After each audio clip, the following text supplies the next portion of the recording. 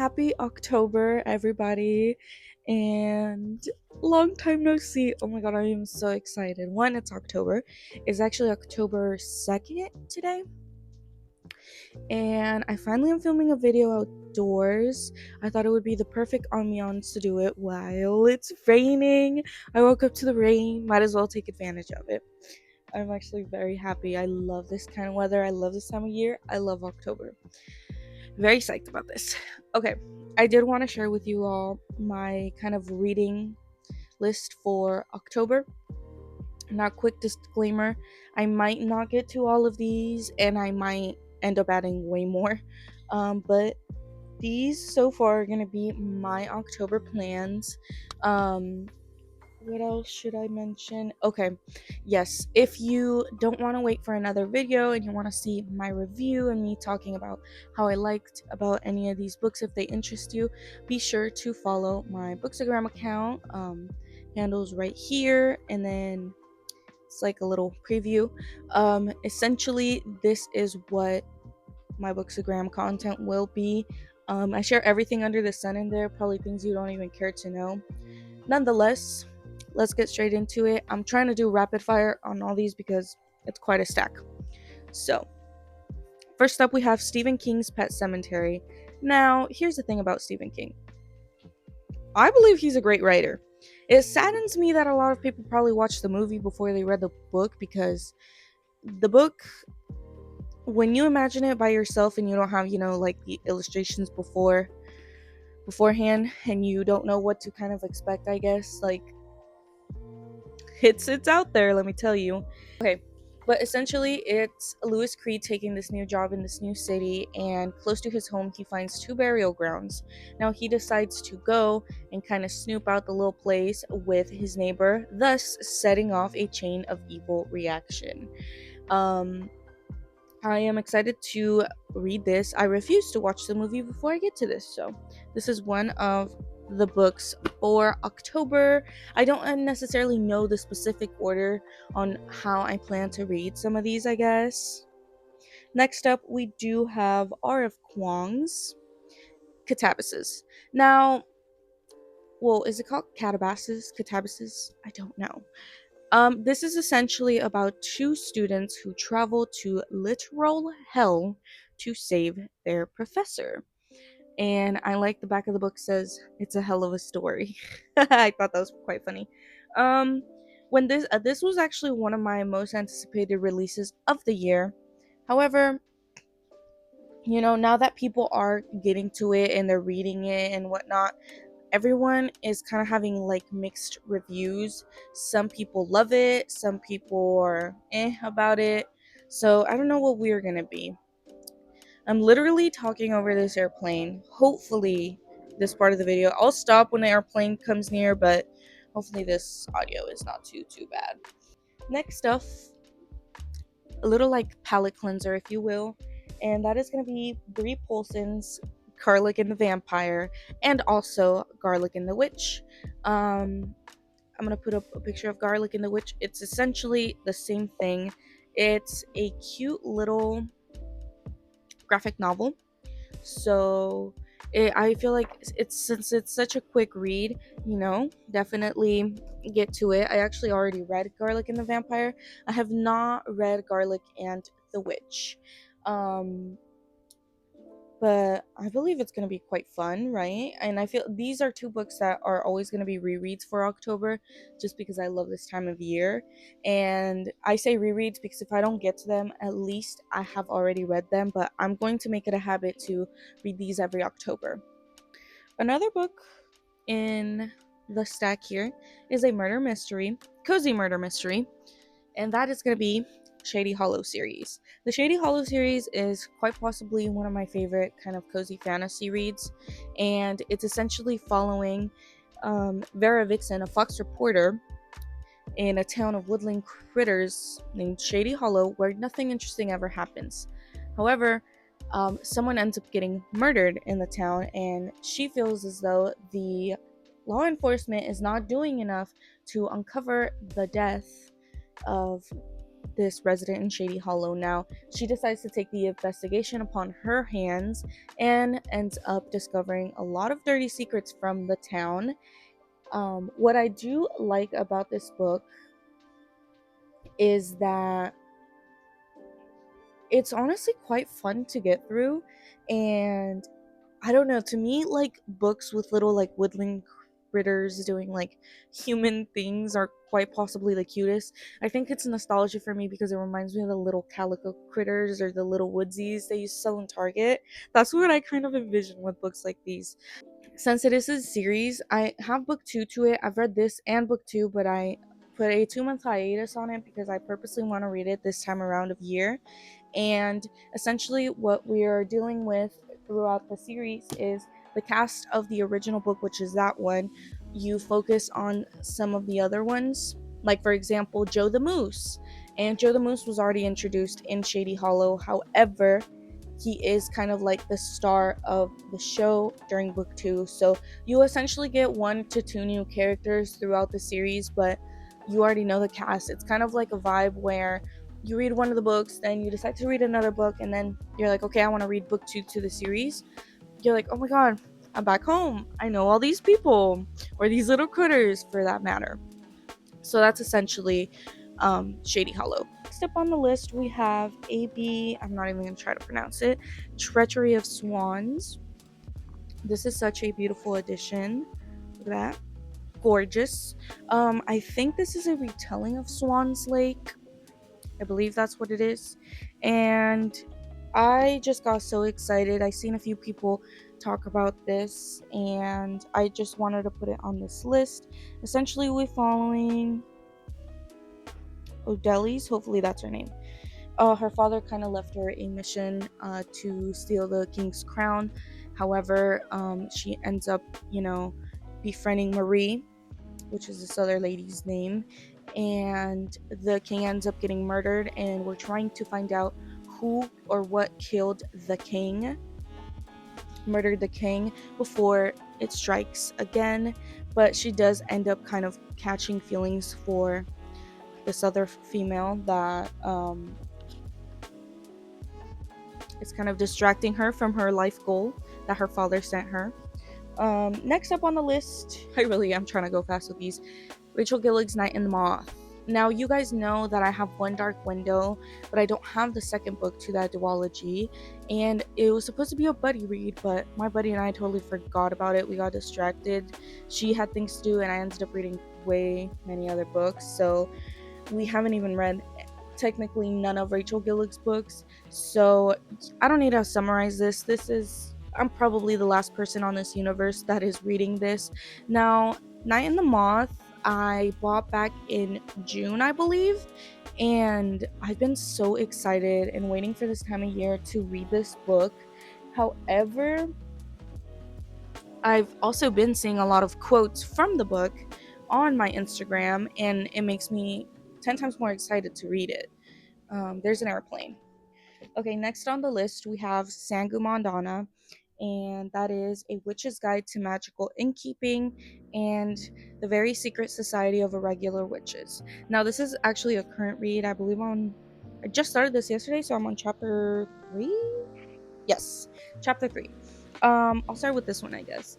The Very Secret Society of Irregular Witches is essentially following Mika Moon, who is a witch, and she's part of this, witch society, or secret witch society, I guess we'll say.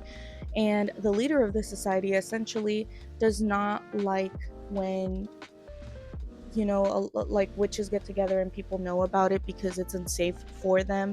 Now Mika decides that she's going to become kind of like an influencer and make witchy videos, but she believes that everyone is thinking that she's not an actual witch, like the thing of cottage core, fairy core, witch core.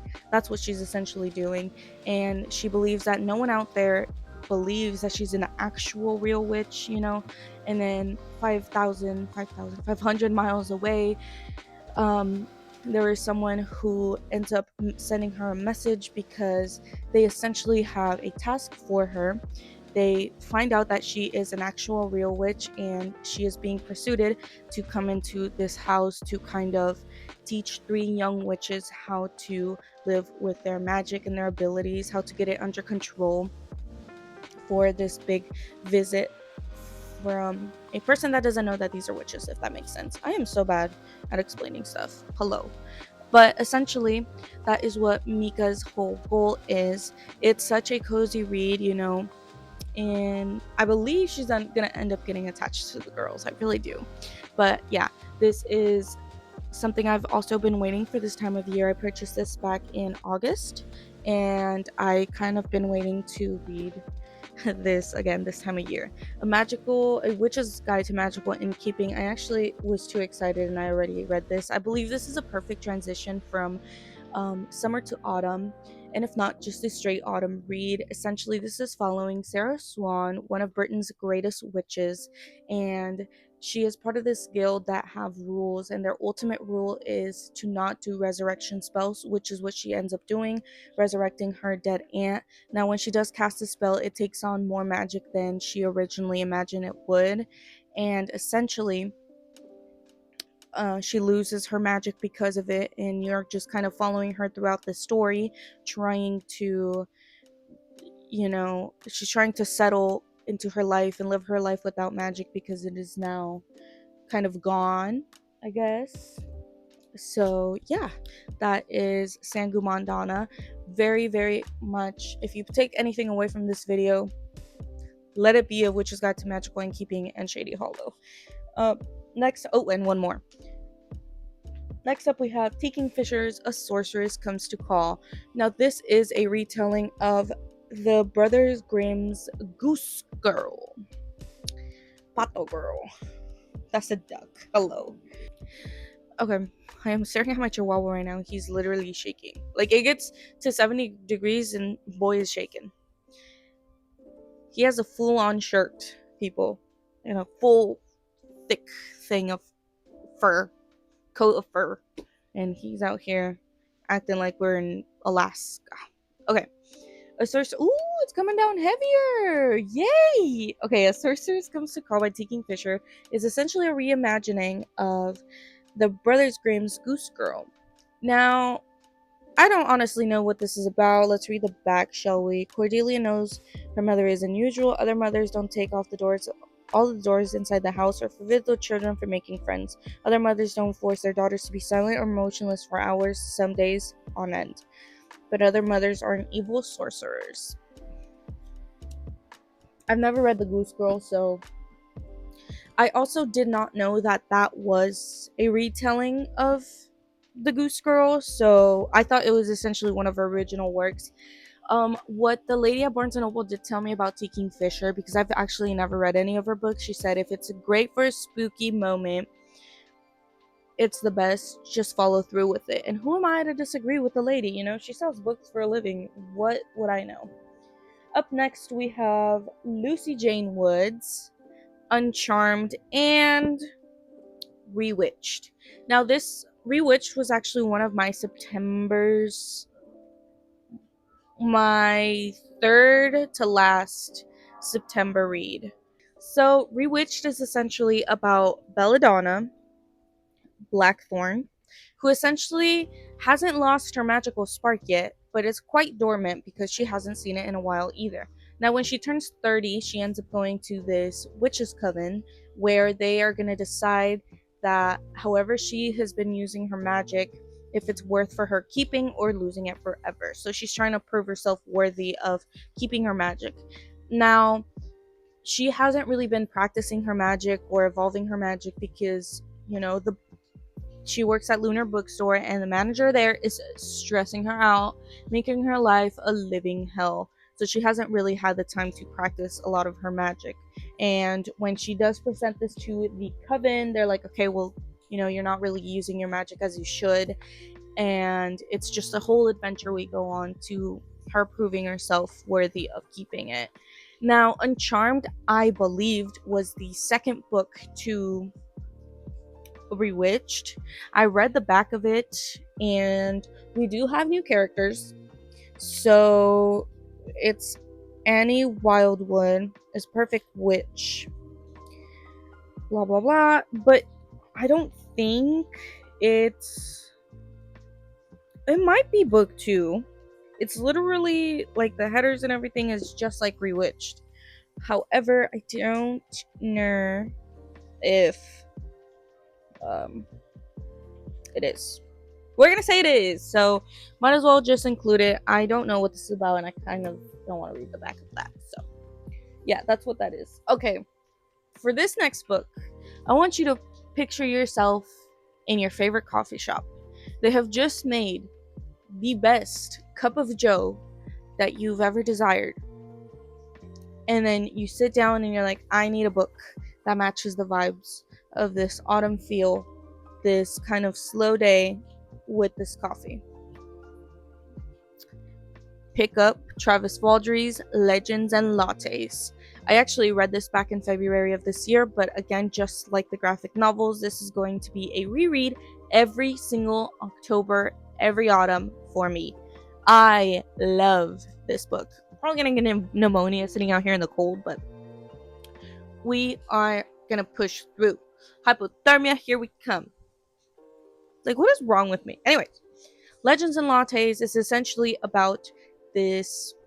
Our main character, his name is Vib. She's been an adventurer her whole life. She's gone through adventures, and she's essentially in the part of her life where she wants peace. She wants slow days. She craves motionless days, and she's going out to this town to seek that.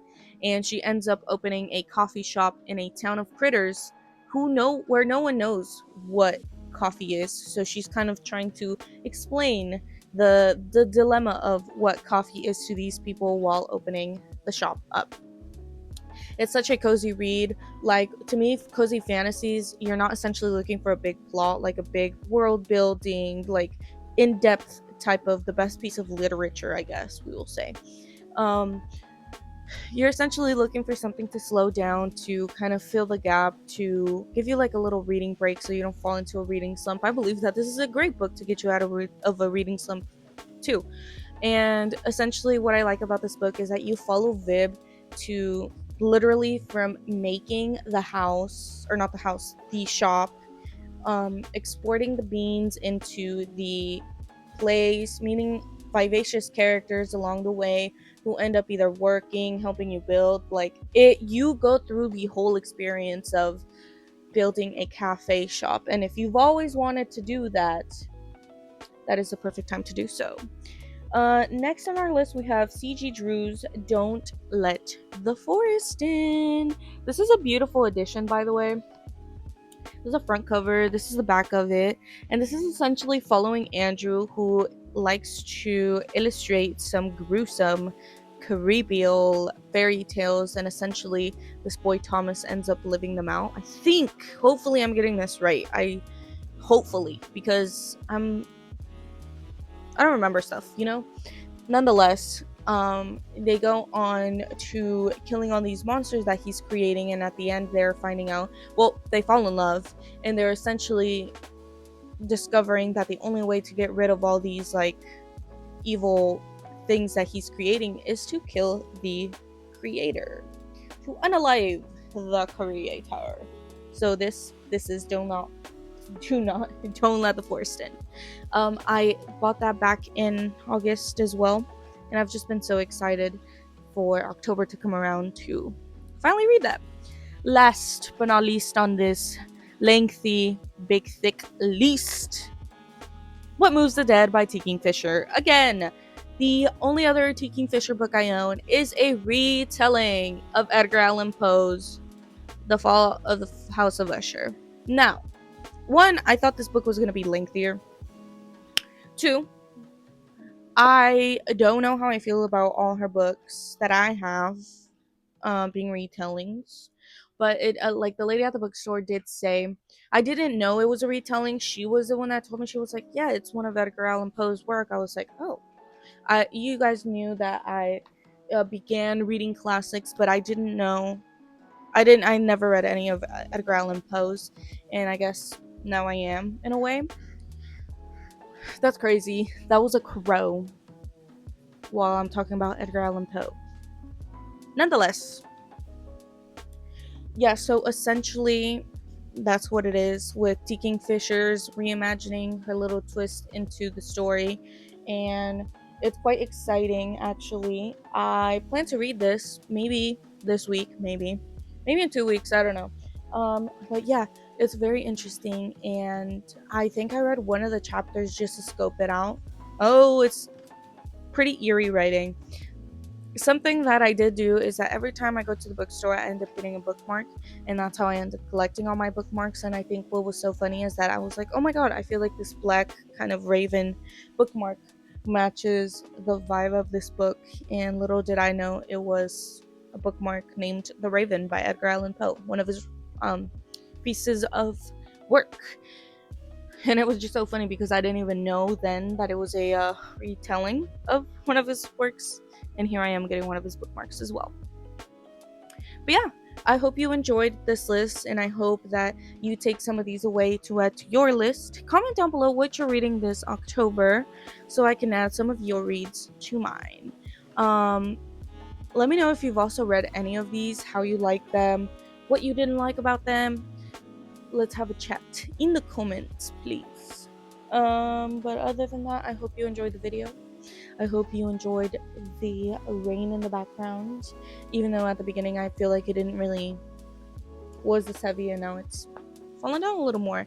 And I hope you enjoyed me getting hypothermia for this. I know I sure do. I love October. I love the October vibes, and yeah, I'll also make sure to include my Instagram in the description. Be sure to keep up with that if you're interested on more book content. I do try to post there, and I do end up posting there more regularly than I do on here, because editing, putting together, and filming is quite a bit of work. And then just check out the vibes. Check out the vibes. Other than that, I will leave you guys, and I will see you guys on maybe the next vlog.